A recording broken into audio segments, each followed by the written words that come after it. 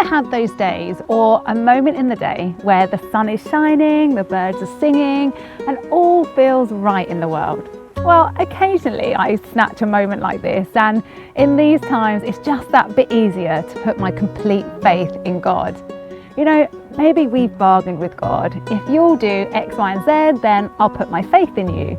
If life is going well, we might thank God, but what about faith when things are difficult, when life is hard, when people are annoying, our health is bad, our children are driving us mad, the house is a state, and the boss is just breathing down our neck?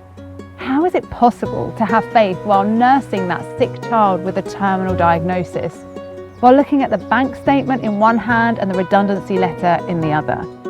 When again that pregnancy test comes back negative and there's nothing more the doctors can do. The Bible tells us in Hebrews 11 that faith is confidence in what we hope for and assurance about what we do not see. The next few verses then list out what some call the Hall of Faith, those we read about in the Old Testament, that lived by faith, whose actions were full of faith, even if they did not see the promise revealed. One of the people mentioned is Joseph. I'm sure at some time or another you may have heard of Joseph and his Technicolor coat. Maybe you've seen the stage show or even performed it in a school play many moons ago. Or maybe you've seen the animated film or heard it as a story. I love the story of Joseph. It is such an encouragement. When life does feel hard and faith feels shaken, if you've never heard of the story, it's found at the beginning of the Bible in the first book, Genesis. And the story begins in chapter 37. Now, Joseph had a great dream, and he was a good guy. But maybe a little unwisely, he shared his dream with his family, and they were not happy about it. So his brothers threw him into a pit, and then they sold him as a slave. Now just that could have had Joseph shaking his fist at God and giving up on his faith. But he remained faithful. He was then taken to Egypt and still a slave, but worked in the house of the captain of the guard. Now in chapter 38, the writer tells us that the Lord was with Joseph so that he prospered.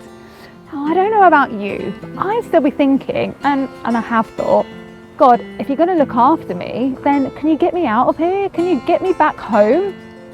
Things then go from bad to worse. Joseph is wrongly accused and he's jailed for something he didn't do. He's left in that prison for many, many years and forgotten all about. In that time, it would have been easy for Joseph to give up his faith in God. God, I'm wasting my life in this prison. I'm praying and you don't seem to be answering. Life is not fun right now.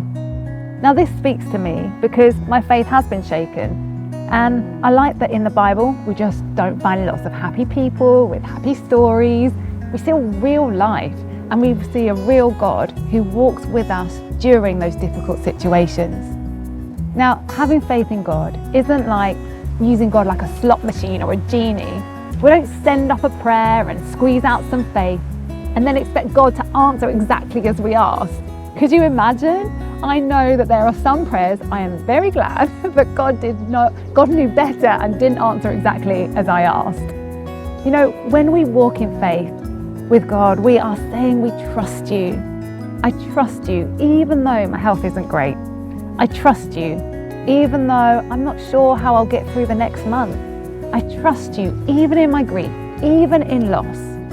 You know, Joseph trusted God even whilst alone in that dark, cold prison, year after year after year. Now eventually, Pharaoh calls for Joseph's help. Joseph is not bitter, he is not angry, he hasn't sunk into full-scale depression, and no one would really blame him if he had. But he calls on God and he helps Pharaoh, still giving God full credit. Now Joseph leaves the depths of the prison and is put in charge of the whole of Egypt, second only to Pharaoh. God did far more for Joseph than he could even imagine. But it wasn't quick.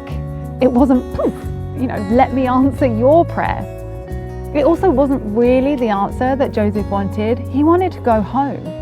But through Joseph, many, many lives were saved, including those of the family that had betrayed him and the father that had grieved for him. You see, putting our faith in Jesus is for the long game, not just the here and now, not just for results today. Joseph did end up going home, but it was around 400 years later. His bones were taken with Moses to the promised land. Now Joseph is commended in the Hall of Faith as keeping steadfast to the faith, even when he didn't see the promise fulfilled in his lifetime.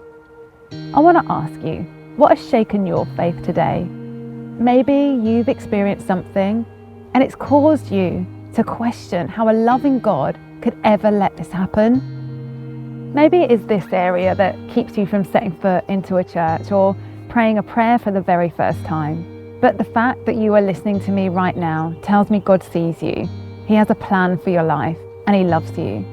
God can be trusted. Because of faith in God, I have hope for the future.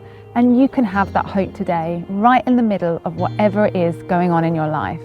It might not look like you planned, but when we put our faith in God, the adventure is wild.